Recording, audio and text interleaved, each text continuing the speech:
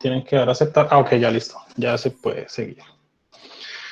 Bueno, volviendo al tema del riesgo, ya vimos como unas medidas básicas para mirar volatilidad. Eso se puede aplicar tanto al mercado de capitales como a la serie que ustedes quieran dentro de la empresa. De hecho, las series más sensibles son las que se evalúan en términos de la volatilidad.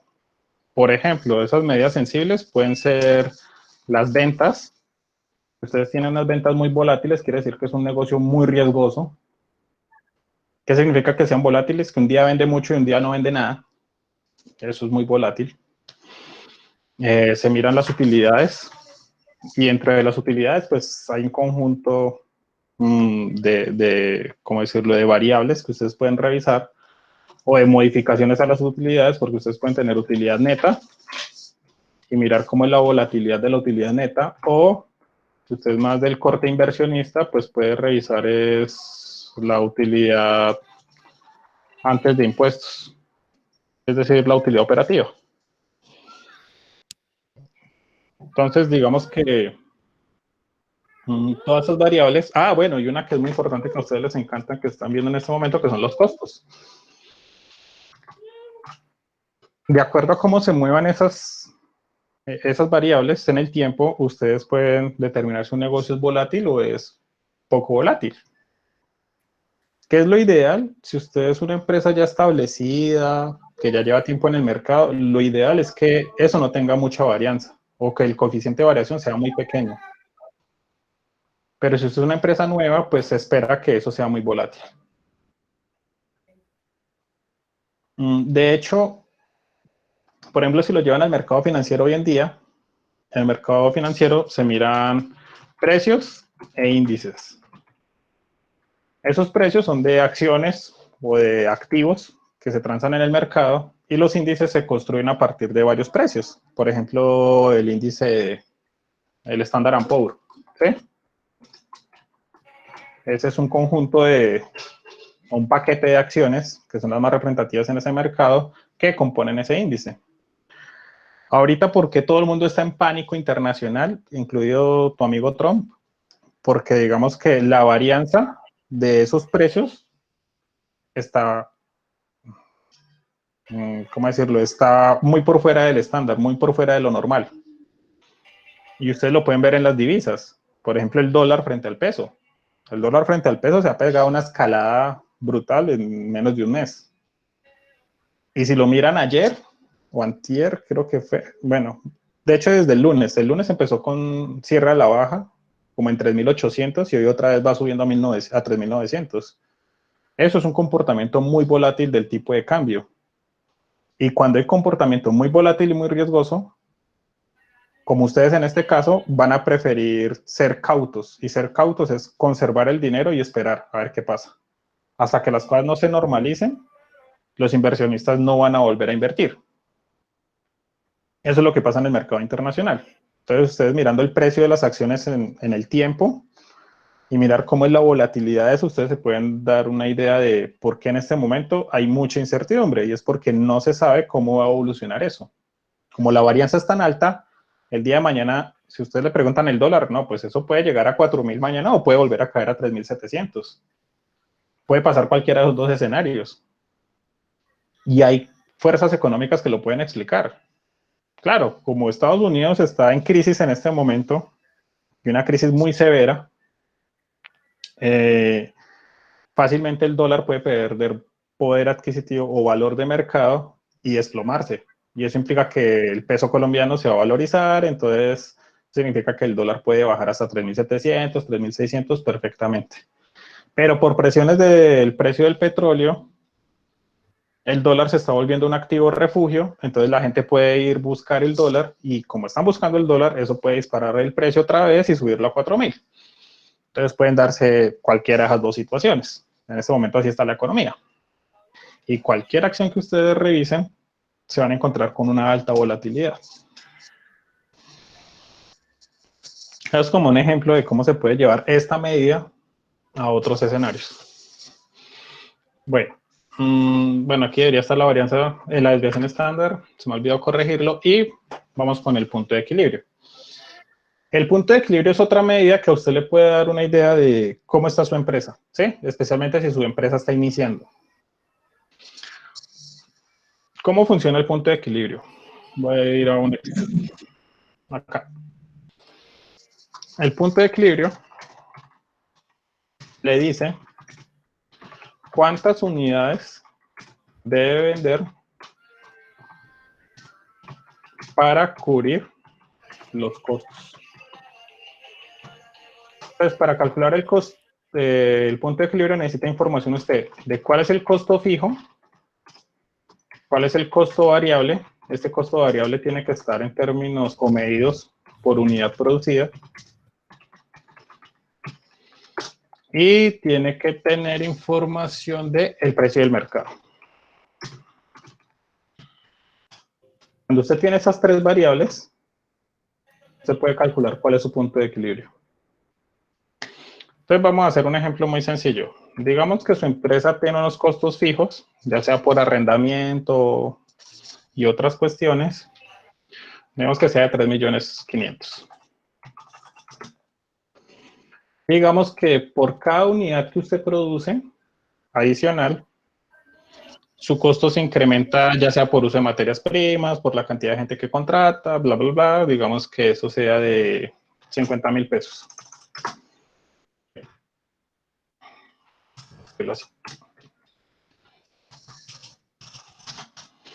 Ok, y lo que usted vende, obviamente, su precio de mercado tiene que ser mayor al costo variable, o si no usted va a estar perdiendo toda la vida. Digamos que lo que usted vende, lo puede vender en 90.000 pesos. ¿Sí? Digamos que esa es la estructura. Ya con esta información, usted utiliza la fórmula. ¿Cuál es la fórmula? Perdón.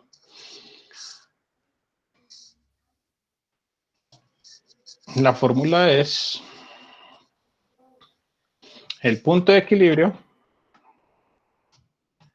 va a ser igual al costo fijo dividido el costo variable, perdón, el precio menos el costo variable. Y el resultado va a ser las unidades que usted tiene que vender. En este caso decimos que esto es 3.500.000.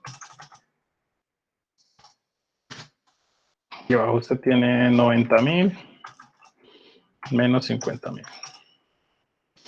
Y así es como debe aparecer en las diapositivas. Sí, así está, precio menos costo variable.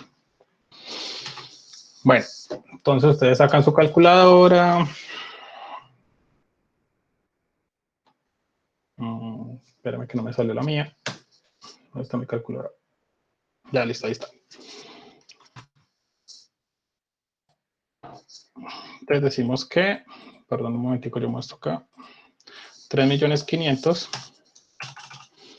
dividido, abro un paréntesis y resto 90.000 a 50.000. Listo. Según mis cálculos, usted debe vender 87,5 unidades para alcanzar el punto de equilibrio. Ese punto de equilibrio es el punto en el que usted ni gana ni pierde. Es decir, con lo que usted está vendiendo está soportando los costos de la empresa. Una pregunta natural, por ejemplo, en tiempos de crisis es, en su empresa donde usted está trabajando, ¿cuál es el punto de equilibrio? Es decir, ¿cuánto es lo menos que tiene que vender a la empresa para sostener lo que tiene? Sostener su salario y todo lo que implica eso. Y ese es el juego en este momento. Las empresas están apelando a cumplir el punto de equilibrio para poder sostenerse, porque es la única forma de sostener sus costos. Por lo menos, soportar sus costos. Hay empresas, como por ejemplo el caso de Arturo Calle, que está por debajo de su punto de equilibrio y eso lo está llevando a destrucción de patrimonio. Obviamente, ellos están esperando la destrucción del patrimonio, es decir, están dispuestos a sacrificar eso porque esperan que a futuro en la economía puedan recuperar eso. Es decir, hay expectativas a que estar en el mercado le generan beneficios frente a salir del mercado. Si una empresa está por debajo de su punto de equilibrio actualmente y no ve la forma de recuperarse después, puede decidir declararse en bancarrota, liquidar, pagar lo que pueda. Ya ustedes saben más de bancarrota que yo, que es liquidar primero las deudas de corto plazo a terceros, luego las de largo plazo y por último a socios. Lo que queda se reparte entre los socios. Y pues eso es una condición en la que estamos todos en este momento, en todas las empresas que hay en el mercado. Y pues digamos que el gobierno tiene que pensar en esto, es decir, hasta qué punto van a aguantar, es decir, hasta qué punto pueden sostener el punto de equilibrio o garantizar que por lo menos las empresas funcionen bajo su punto de equilibrio, por lo menos, para que se soporten, porque pues algo sí es claro, es que esto es una condición transitoria. Transitoria es que no vamos a estar toda la vida en casa. Eso es una realidad. La cosa es cuánto tiempo pueden aguantar. ¿Bien? ¿Dudas hasta ahí?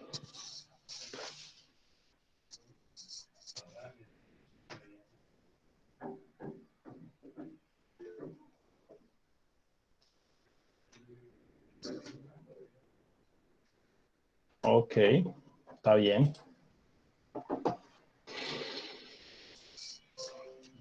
Volviendo a las diapositivas, entonces, lo que yo les comentaba, las medidas que vimos anteriormente, como las medidas de dispersión, que son varianza, varianza, desviación estándar y coeficiente de varianza o de variabilidad, se pueden medir sobre ciertas variables. Estas son las variables que son más usualmente medidas, es las ventas, la rentabilidad, costos, y digamos que en el mercado bursátil, aquí puedo agregar precio, que es el precio de la acción. ¿Sí? Mm, también lo que se va a mirar es cuáles son los resultados posibles de ciertas variables. Entonces, con la volatilidad, nosotros podemos estimar cuál va a ser los resultados esperados a futuro de, por ejemplo, los ingresos.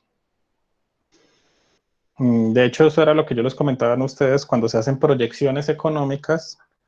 Una de las técnicas que se pueden utilizar para hacer proyecciones es con regresiones lineales, que pues se espera que usted conozca eso desde contabilometría.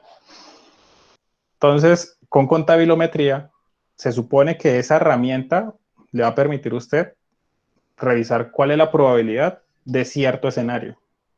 Por ejemplo, de que aquí a diciembre usted tenga ganancias, o que tenga ingresos, o que pueda soportar el punto de equilibrio, por ejemplo. Eso es lo que se espera. Digamos que hoy en día están de moda las proyecciones de contagio de la pandemia. Eso en última se convierte en resultados probables. ¿Qué significa eso? Y hay que entenderlo muy bien. Y es que si se cumplen ciertas condiciones, ese resultado puede ocurrir. Pero si se cambia alguna de las variables originales o de los parámetros del modelo, esos resultados van a cambiar. Entonces, ojo que cualquier cosa que a ustedes le presenten como una proyección o un pronóstico, depende de que se cumplan ciertas condiciones. Es decir, eso depende de los escenarios en los que se planteó ese modelo. Si, por ejemplo, yo les puedo decir a ustedes, ustedes se van a graduar de aquí en un año. Ok, esa es mi proyección, esa es mi predicción del asunto. ¿De qué depende eso? Yo estoy asumiendo en mi modelo, primero, que usted va a seguir estudiando y segundo, que va a aprobar las materias. Si alguna de esas dos cosas falla, pues mi predicción no se va a cumplir. Y lo mismo pasa en los mercados financieros. Se hacen proyecciones sobre estados, es decir, sobre presupuestos que usted puede plantear a la gerencia o que a usted le plantean siendo gerente, pero usted tiene que ser consciente que eso es un resultado probable. Es decir, eso no está escrito en piedra. Eso puede llegar a pasar. Lo que usted tiene que hacer como gerente es revisar cuáles son los supuestos que se deben cumplir para que se den esa proyección. Es decir, ¿qué es lo que hay detrás de eso? Si su financista le dice, no, es que dependemos de que vendamos 100.000 productos y usted está actualmente vendiendo 80.000, usted dice, ok, nosotros podemos alcanzar esa proyección si aumentamos el volumen de ventas en 20.000. Y usted, conociendo a su empresa, puede decir si sí tiene sentido eso o no tiene sentido. Por ejemplo, en la actualidad, aumentar el volumen de ventas es un poco difícil, a no ser que usted se dedique a hacer respiradores o, no sé, tapabocas o no sé, productos de primera necesidad. En ese sentido, sí tiene sentido hacer una proyección así. Entonces, depende mucho de cuáles son los resultados que a usted le están planteando y cuáles son los supuestos detrás de esos resultados. Como para que no coman entero. De hecho, esa es la idea. Entonces, ya, para terminar el tema del riesgo, ya vimos estos dos enfoques desde la volatilidad, y hay otro muy particular que viene de la economía, que es el ceteris paribus. ¿Qué significa eso? Te los voy a escribir por acá. El ceteris paribus significa evaluar el comportamiento de una variable cuando cambia otra variable. Manteniendo, perdón, un segundo.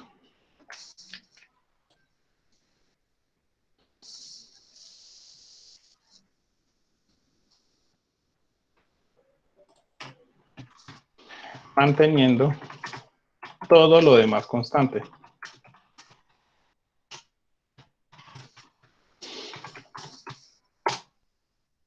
Ok, ¿qué significa eso?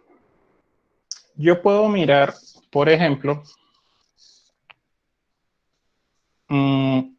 cómo cambia su nota en un examen cuando usted estudia más o menos, ¿sí? Entonces estoy mirando cómo se afecta una variable que es su nota y la otra variable es cuánto tiempo usted está dedicando a estudiar. Dejando todo lo demás quieto, es decir, a mí no me... Es decir, yo no estoy incorporando en mi modelo si usted durmió la noche anterior, si ha tenido problemas, si se ha comido bien. No estoy considerando nada más de eso. Solamente estoy evaluando usted cómo rinde de acuerdo a cuánto tiempo está estudiando. Entonces, solo estoy evaluando dos variables. Ese tipo de análisis se llama estática comparativa y se utiliza muchísimo en finanzas y en economía. Entonces, usted puede decir, ok, ¿cómo se comporta, por ejemplo, el precio del dólar cuando cambia el precio del petróleo? Usted no está fijando en ninguna otra variable. No está mirando cuál es la política cambiaria en Colombia, ni cómo estaba usando las reservas Estados Unidos, ni la política monetaria de la Fed. No, usted no está mirando nada más de eso. Usted solamente se está concentrando en dos variables. Normalmente, para hacer ese tipo de análisis, usted tiene que decir cuál es el modelo que describe el comportamiento de las variables. El modelo más sencillo que ustedes conocen es el modelo de demanda, por ejemplo. ¿Qué es el modelo de demanda? Que si aumenta el precio, un aumento del precio, va a llevar a una disminución de la demanda.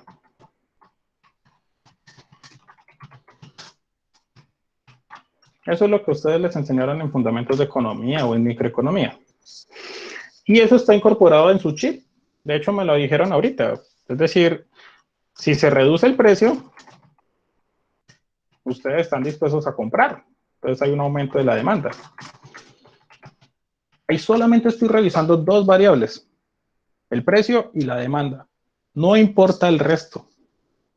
Por eso se llama ceteris paribus. Dejamos todo lo demás quietico y tratamos de revisar cómo se comportan esas dos variables. Ese es el otro tipo de análisis que se puede hacer frente a las medidas de riesgo. Y es revisar los efectos parciales en un modelo. Normalmente, cuando los modelos cumplen ciertas condiciones matemáticas y se pueden escribir como funciones, normalmente la forma más fácil de mirar esos efectos parciales es con las primeras derivadas. Y pues lo mismo puede pasar en el caso de las utilidades antes de impuestos y las ventas. Yo puedo hacer un índice, que es el GAO, y es a partir de esos efectos parciales. ¿Cómo cambian las utilidades antes de impuestos cuando cambian las ventas? Y eso lo pueden tomar como una medida del riesgo también.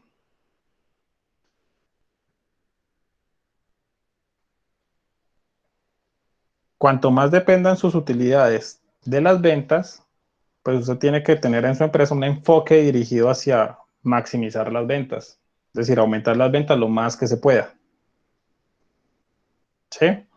Si la sensibilidad es más sobre los costos, es decir, sus utilidades dependen mucho más de cómo cambian los costos, tendría sentido en su empresa tener un enfoque dirigido a minimizar los costos, ya sea adoptando algún modelo operacional, como por ejemplo el justo a tiempo. Entonces, ok, voy a reducir costos por la vía de reducir la cantidad de almacenaje o de bodegaje de los productos en proceso. Entonces digo, no, voy a utilizar un modelo de justo a tiempo y eso me va a permitir reducir costos, porque mi análisis de ceteris paribus me dice que mis utilidades dependen más de los costos que de las ventas. Entonces digamos que este tipo de análisis le puede decir a usted hacia dónde dirigir las estrategias de la empresa. ¿Me escucha? Sí, profe. Sí, lo escuchamos. Ah, bueno, que ya lleva rato sin escucharlos. Listo. Y ya para terminar, hay otras medidas que están en la lectura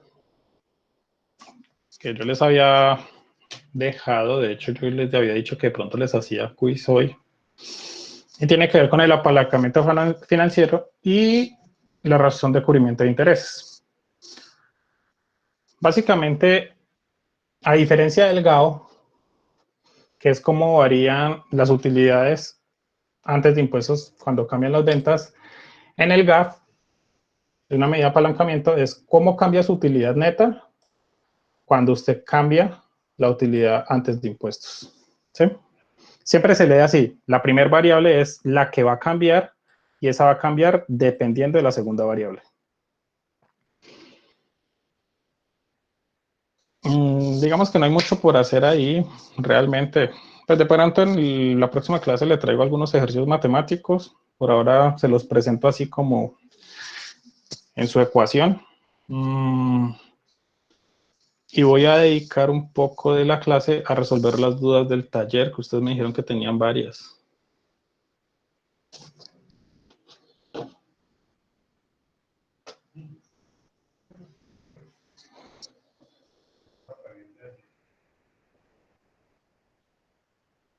O no hay dudas y sigo.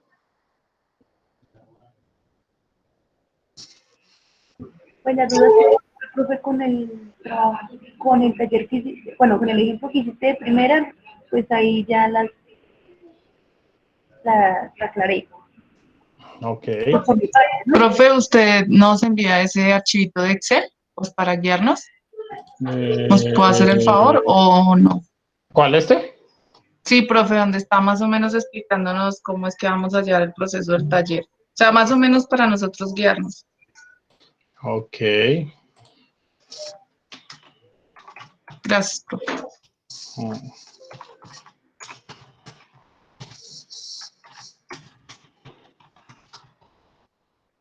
Ok. Este yo se los envié el otro, ¿cierto? Lo que hicimos la clase pasada. Sí, de la clase pasada, señor. Sí, Sí, sí, profe, señor. sí, me lo envió. Ah, ok, listo. Vale. Entonces este no se los envío, sino solo les envío este. Ok. Gracias, profe. Vale, con gusto. A ver. Creo que ustedes deberían preguntar algo. Voy a abrir el taller un momento. Ah, sí, del último ejercicio. Ya me Ajá, ese acordé. mismo.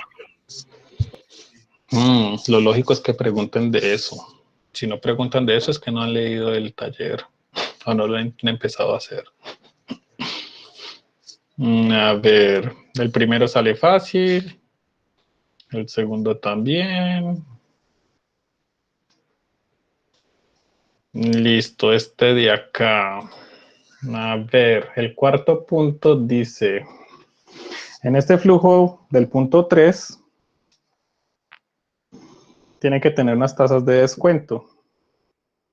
Las tasas de descuento se tienen que aplicar sobre el valor esperado o la rentabilidad esperada del ejercicio anterior. Entonces, primero, a ver si los anoto por acá un ladito. El valor presente, calor, depende del valor esperado del flujo efectivo. ¿Quién es el valor esperado del flujo efectivo? La rentabilidad esperada.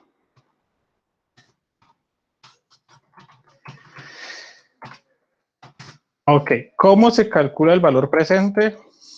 Los que ya vieron matemática financiera, que son todos, valga aclarar, tienen dos opciones. Calcular el valor presente con las fórmulas de interés compuesto y algo que es equivalente, que es exactamente lo mismo, es calcular el valor presente neto, o sea, la BPN. Cualquiera de los dos caminos los lleva al resultado. ¿Qué es lo que tiene que tener en cuenta? Que en cualquiera de los dos, ya sea N o T, como depende del libro que ustedes estén utilizando, va a ser igual a 1. Es decir, el número de periodos de ese flujo de caja solo es 1. Así pueden calcular ese cuarto punto. La idea con ese cuarto punto es que ustedes vayan y revisen sus apuntes de matemática financiera y repasen. No sé si les queda un poco más claro este último punto. Tal vez nos hace ratico. ¿Cómo? Nos toca devolvernos hace ratico, o sea, acordarnos matemática financiera. Sí, de hecho la ventaja es que yo les dejé el taller en grupo, ¿cierto? Sí, señor, máximo 3. Ok, entonces, Ahí toca ayudarnos entre todos. exacto, con que uno en su grupo sepa cómo se hace eso, listo, ya la sacaron del estadio. Y que le explique a los demás, ¿no? Obviamente. Si no, pues entre los tres se pueden repartir y empezar a buscar, no hay problema. De hecho, ustedes pueden aprender, no hay lío, y es recordar, ustedes ya vieron esto, no tiene mucho misterio. Lo importante que yo les tenía que decir acá es que se va a calcular sobre solo un valor, ese valor presente, y es la rentabilidad esperada. Porque en el otro grupo están calculando como 5 valores presentes, uno por cada escenario, y la verdad no se hace así, se hace sobre la rentabilidad esperada o el efectivo esperado. Ah, bueno, y otra particularidad es que cuando ustedes calculan el valor presente con interés compuesto o el valor presente neto, ustedes necesitan una tasa de interés, ¿sí? O una tasa de descuento. En este caso, la tasa de interés o tasa de descuento es lo mismo, y en el proyecto A va a ser del 14%, mientras que el proyecto B va a ser del 15%. Entonces, tienen que tener cuidado porque la tasa de descuento es diferente para el proyecto A y para el proyecto B. Eso es como la otra cosita que tienen que tener presente cuando vayan a responder eso. Y listo. Ya 5 para todos en el taller.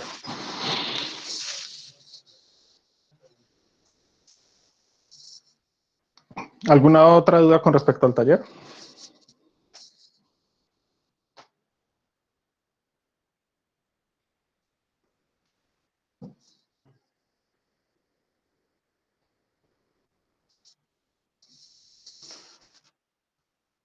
La oferta quedó grabada. ¿Cuál oferta? Espere, que yo me perdí. Decían sí, señor. Y el punto anterior también. ¿Cuál es el punto anterior, Lady Johanna? La del 5 para todos en el taller. Ah, ok. Claro, si responden todo esto bien, sí, claro, tienen 5. Promesa. Se los garantizo. Se los firmo en hoja.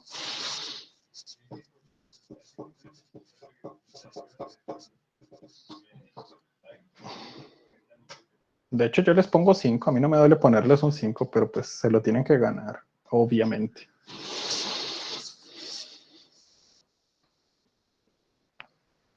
¿Alguna otra duda del taller? De hecho, Este es el momento de hacer dudas, porque creo que tienen hasta el viernes o el domingo para entregar. El 21, ¿cuándo cae 21? Espera un segundito. 21 es el martes. Hoy les di tanto tiempo. Bueno, está bien. Muy poquito, profe. Poquito, ya lo tienen hace como 8 días. De hecho, voy a constatar eso. En el correo les dije cuándo tienen que entregar. A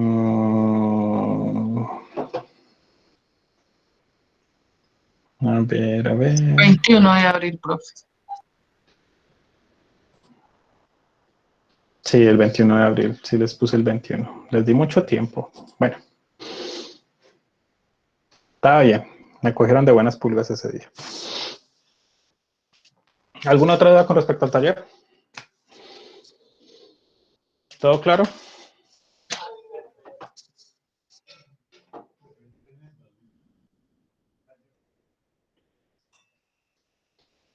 Bueno. Y ya nos queda por explicar este cuadrito de acá. Bueno, básicamente este cuadro lo que nos dice es la relación entre el riesgo y la rentabilidad. ¿Bien?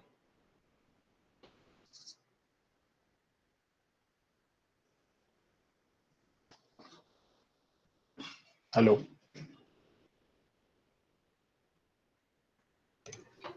Profe, acá estamos. Bueno, Acá estamos, profe. muy bien, así me gusta. ¿Qué es lo que le dice esto? Que a medida que usted vaya a asumir mayor riesgo, exige una mayor rentabilidad. Esa es la conducta normal de todo inversionista. ¿Qué es lo que cambia de un inversionista a otro? Lo que cambia es esa línea de indiferencia entre las inversiones. Es decir, es esa línea en la que la rentabilidad que se le ofrece y el riesgo que se le ofrece le da lo mismo al inversionista invertir o no invertir. Les parece la misma vaina. Por debajo de esa línea significa que no tengo cómo rayar acá. Extraño el zoom. Dame un segundo y yo miro si de pronto tengo cómo rayar. No, no tengo cómo rayar. Dame un segundo. Ok. Toco así. Por ejemplo, nos paramos en un nivel de riesgo, que sea este de acá. Ese nivel de riesgo corresponde a un nivel de rentabilidad.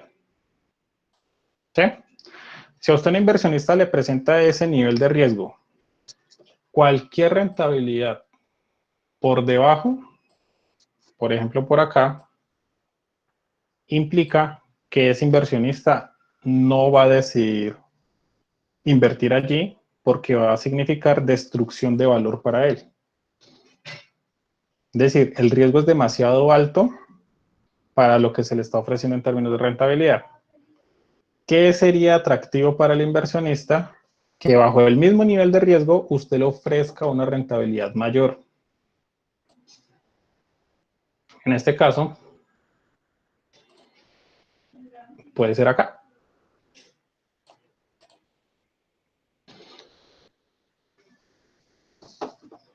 En este escenario, en el nuevo punto que les hice, el individuo, en este caso el inversionista, va a ver que hay una mayor rentabilidad frente al riesgo que él está asumiendo.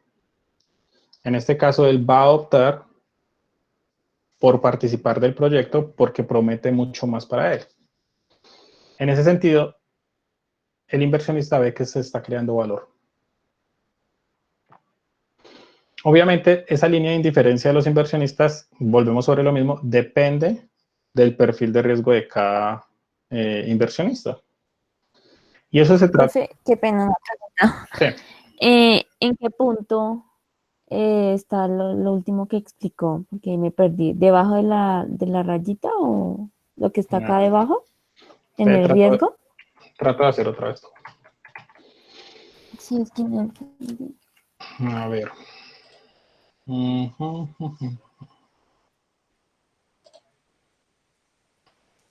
Hagámoslo como esto, para que quede un poquito más.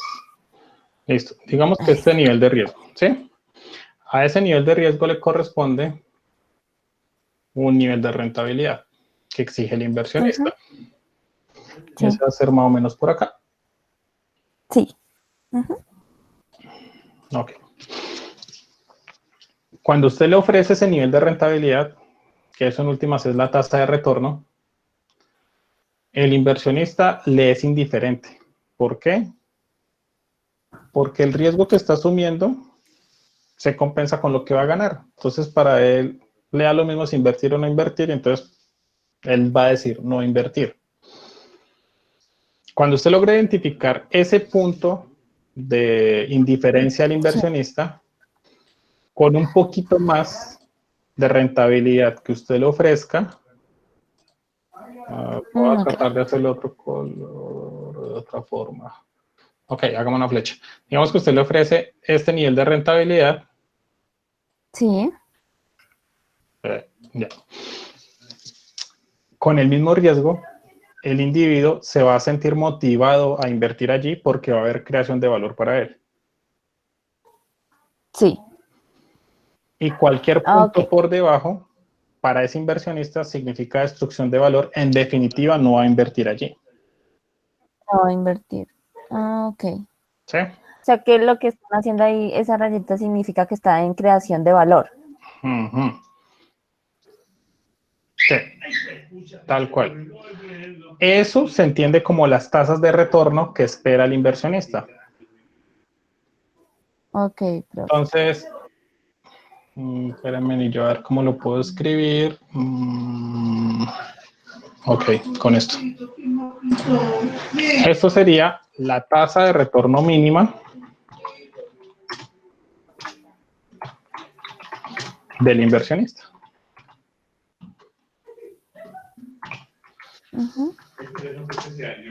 Es esta línea gruesa que tengo. Perdón.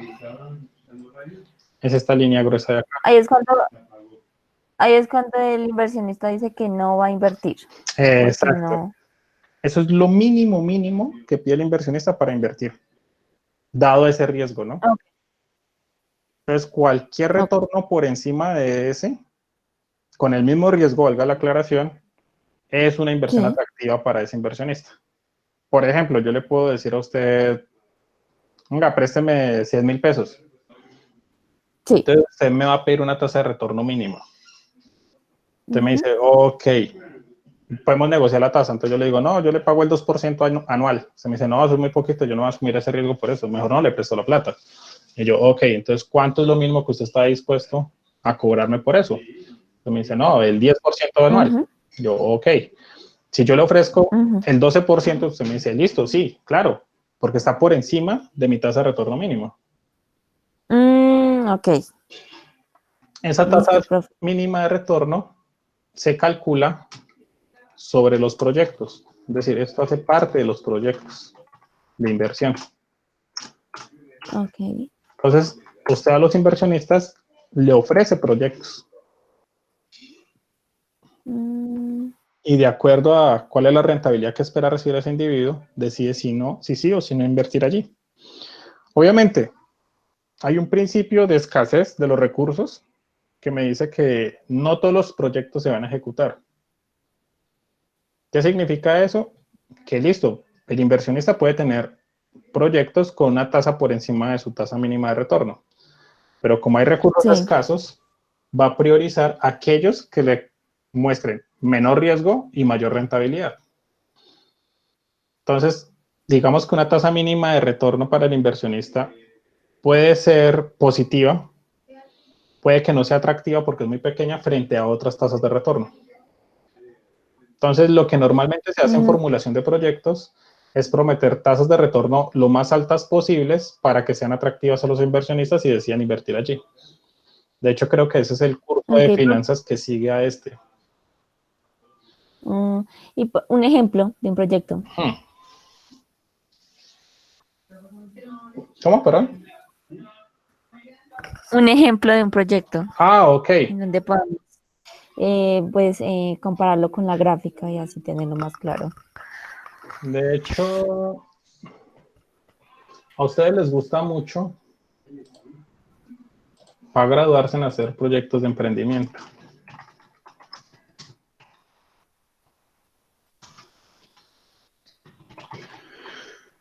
Eso es un ejemplo de un proyecto. En un proyecto de emprendimiento, ¿usted qué dice? Usted muestra cuánto necesita de capital para empezar a ejecutar el proyecto y cuál es el flujo de caja futuro de ese proyecto. En función de ese flujo de caja futuro, se calcula la tasa de retorno de ese proyecto. Ya sea que vayan a concursar, por ejemplo, por fondos con el Fondo Emprender en Colombia, o si usted, por ejemplo, tiene un amigo que está estudiando en el SENA, entonces van a pasar el proyecto por el Fondo de Emprendimiento del SENA. Entonces usted entra en la lista de elegibles de acuerdo a la tasa de rendimiento que promete su proyecto. Ah, ok, profe. ¿Sí? Normalmente, Claro. ¿cuál es la tasa mínima de retorno de cualquier inversionista? Tiene que estar por encima de la inflación. Si no está por encima de la inflación, significa que el inversionista va a perder poder adquisitivo. Es decir, su dinero va a perder valor en el tiempo. Entonces, casi siempre la tasa de referencia mínima posible es la inflación. Es decir, usted por lo menos le tiene que garantizar al inversionista que va a recuperar o más bien que su dinero no va a perder poder adquisitivo. Que si me va a dar 10 millones, lo que yo le vaya a dar de aquí a 20 años valga lo mismo o pueda acceder a los mismos bienes que accede hoy. Eso es lo mínimo que yo le tengo que garantizar al inversionista. Obviamente el inversionista me va a pedir un poco más. Que no pierda el valor. Exacto. El dinero no pierda valor en el tiempo. Exacto. En ese punto, si usted le promete la tasa o la inflación de cada año, usted está sobre la línea de indiferencia de ese inversionista. ¿Cuándo se va a crear valor para el inversionista? Cuando usted supera por lo menos esa tasa. Sí. Es decir, si la inflación es del 4, usted le está dando el 6%. En ese momento hay creación de valor para el inversionista. Ya el inversionista decide si su proyecto vale la pena o no vale la pena, en comparación a otros proyectos. Ok, profe. Entendido. Muchas gracias, más claro. Ok, perfecto. Entonces, cualquier proyecto que ustedes vayan a evaluar o cualquier tipo de inversión que ustedes evalúen, tienen que evaluar cuál es el riesgo y cuánto es lo que le prometen que le van a dar. Y cuanto más riesgo usted perciba, en este caso volatilidad, puede ser sobre las utilidades, mayor su tasa de retorno que usted tiene que exigir. Es un principio básico. ¿Listos? Listo, profe. ¿Dudas hasta acá?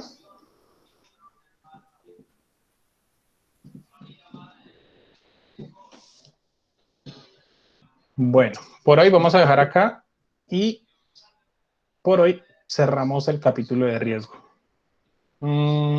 Les voy a enviar, yo creo que hoy o mañana, la guía de la próxima semana y ahí pues vamos a empezar un nuevo capítulo en el libro guía que estamos siguiendo.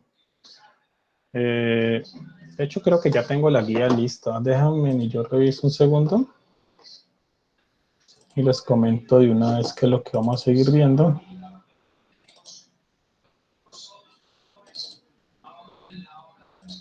Profe, qué pena una pregunta con respecto al taller. Sí, dígame. ¿Es necesario colocarte, por ejemplo, los procedimientos o con la argumentación suficiente? ¿Cómo así? ¿Que me coloquen el valor así directo y ya? Sí, por ejemplo, o el procedimiento es necesario. Claro, el procedimiento es necesario. Yo necesito saber usted cómo llegó allá. Por arte de magia no se puede. Vale, bro. Ok, el que vamos a ver es el capítulo 10 del libro. Sí, el capítulo 10. Aquí tengo la guía. Ya se las abro un momento. Eso se los voy a mandar al correo. Valga la aclaración, se espera que usted lea el capítulo antes de la clase, o por lo menos lo empiece, porque vamos a trabajar 2 semanas con ese capítulo. Aquí está, lectura capítulo 10, que es estrategias en finanzas. Entonces vamos a ver modelo estratégico, construcción, planeación estratégica y cadenas de valor. Como yo les mandé en el correo, el link para las reuniones o para las clases va a ser el mismo siempre.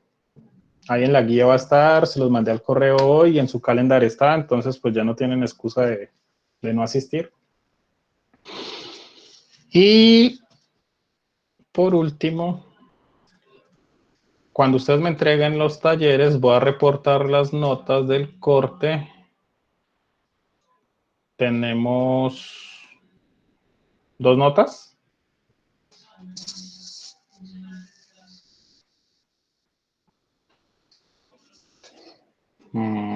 Tenemos el taller. ¿Yo qué más les he dejado a ustedes? Creo que hasta el momento solo eso, profe. Bueno, entonces la próxima clase vamos a sacar otra nota. Y pues con esas 2 notas cerramos el corte.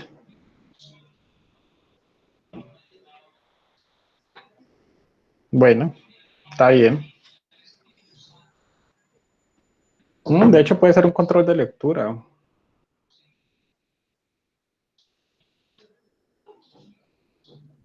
Sí, me parece bien. Vamos a hacer un control de lectura del capítulo que ya deberían haber tenido leído hasta el día de hoy, que es el de riesgo. Como para que no tengan que estudiar mucho. Ahí les regalo esa parte. Y ya. Entonces vamos a sacar solo 2 notas. ¿Listos? Listo, profe. O sea, la próxima clase hace quiz sobre el capítulo 10 o sobre qué. Sí, sobre el capítulo. Pero yo busco el libro. De hecho, yo les mandé el libro a ustedes. El capítulo 4 es, sí, efectivamente. Este es el libro. El capítulo 4.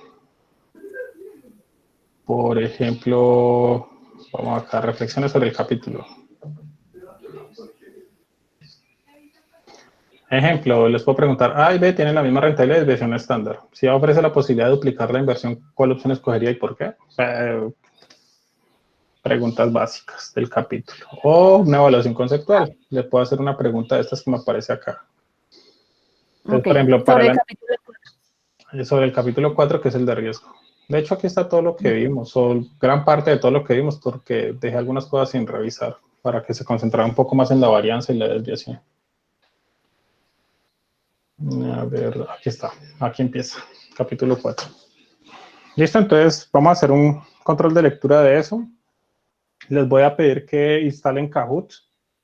Creo que todos la conocen, o hay alguno que no. Yo no lo conozco, profe. Ok, entonces les voy a mandar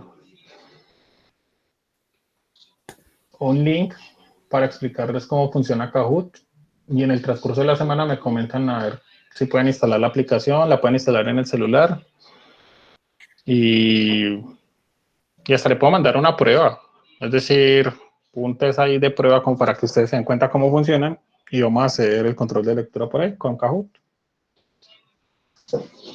¿Listos? Listo, profe. Listo, profe. Ok, profe. Bueno, entonces nos vemos en 8 días. Recuerden leer el capítulo, que no vaya a pasar como con las lecturas en inglés. Está en español, no tienen excusa. Y es sobre lo que ya veníamos trabajando, entonces pues digamos que la lectura se facilita mucho. Bueno. Listo, profe. Bueno, señor. Muchas gracias. Bueno, Muchas gracias, profe. nos vemos en 8 días, muchachos. Chao, profe. Igual, bueno, profe. Bueno, un abrazo. Cuídense mucho. Chao, profe, que esté bien. Gracias, profe. Chao. Chao.